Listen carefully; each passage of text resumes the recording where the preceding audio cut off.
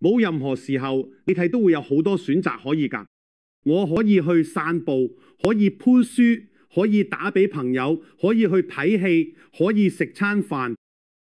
只要喺嗰個比其他選擇多咗一丁點吸引力或者興奮感嘅選項，然後就先做嗰樣嘢。做完嗰樣之後，如果佢哋嗰個感覺就繼續揾下一個去做，就係咁樣，繼續睇下一個比其他選擇多啲少少興奮感嘅選項，然後就去做嗰樣嘢。呢個就係所謂同步性嘅組織原則。只要你繼續跟住睇，帶俾你比其他選擇更有興奮感嘅嘢去行動，佢就一定會帶你行到正確同埋合適你嘅路。因為興奮、熱情、創意、愛呢啲就係你高我用嘅同你溝通嘅能量語言。所以當你去做嘢令你興奮嘅事，盡你所能去實際行動，唔好執着結果。咁你就真真正正回應緊你嘅高我。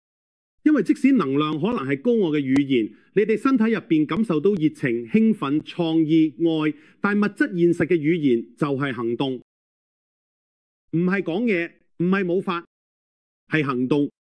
如果你嘅行動你就唔係用物質現實嘅語言嘅溝通，所以你都唔會有物質上嘅反應。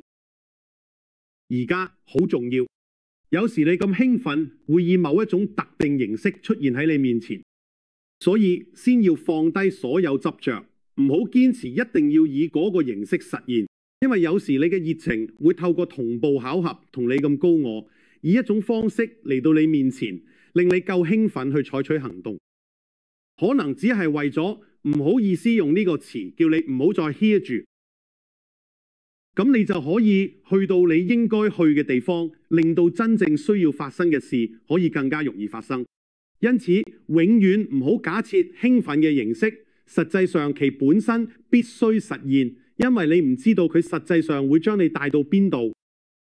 順其自然就好，睇下會發生咩嘢。佢會話俾你聽，即使你表現出客觀上唔中意嘅嘢，呢個唔係判斷值，只係認識到佢喺震動上同你中意嘅嘢唔相容，但佢嘅存在仍然一定係有原因嘅。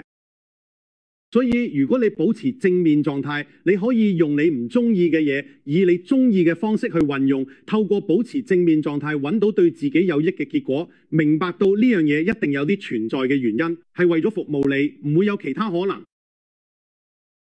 呢種信念，呢種認知就係會推動你，加速你人生嘅力量。堅持就等於抗拒，你會令一切都慢咗落嚟，你會阻擋佢哋本來可以攞到你身邊嘅機會，因為你對事物應有狀態嘅假設阻礙咗你自己。冇應該，順其自然啦。你所遇到嘅一切，無論係乜嘢，都係完美嘅。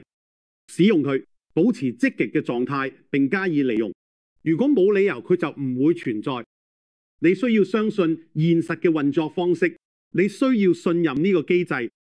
你需要信任呢個結構，順其自然就好，放鬆。因為如果你知道無論發生咩事，佢總係會俾你帶嚟好處。多謝你，你關心發生咩事咩？呢個就係力量，呢個就係力量。不管發生乜嘢都冇關係，事情睇起嚟點樣並唔重要，冇發生嘅事情並唔重要，佢將永遠使我受益。呢個就係力量，呢個係一個權力地位，呢個就係自我賦權，挨咗喺度，冇抌低佢。除非你中意受苦，如果呢個係你嘅熱情所在，我唔會阻止你不樂。但係要明白，你不必做出咁嘅選擇。呢個有幫助咩？非常感謝，唔使客氣。